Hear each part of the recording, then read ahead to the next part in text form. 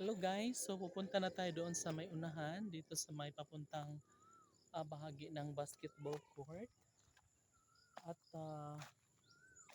yeah, titingnan natin yung kiniklear doon na area. Kasi guys, para meron naman tayong idea, no?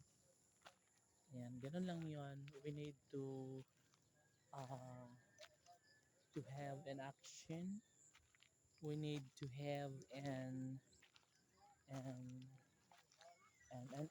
and take me to your heart, take me to your soul.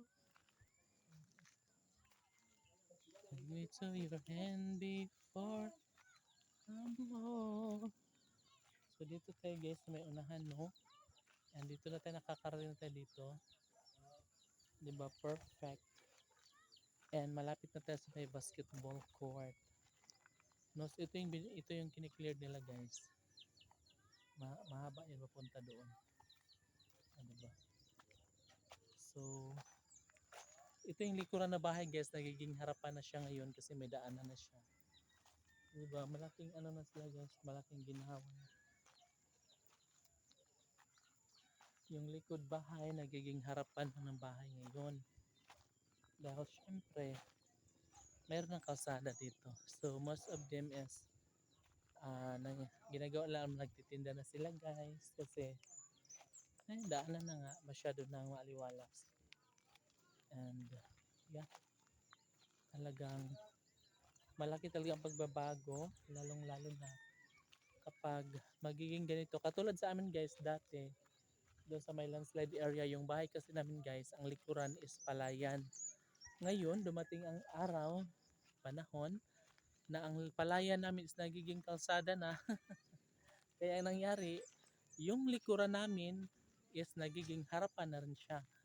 Yung harapan nagiging likuran kasi bihira na lang namin yun guys mapupunta na ang likuran kasi masyadong masikip yung sa likuran namin guys kasi ginagawa yung gymnasium kaya nagiging masikip at lagi na lang nakasara doon ng pintuan kaya nagiging likuran siya. Ang laging tinatambayan namin, ang laging dinadaanan namin, ang dinadaanan tinatambayan namin is yung likuran na kaya nagiging harapan na siya.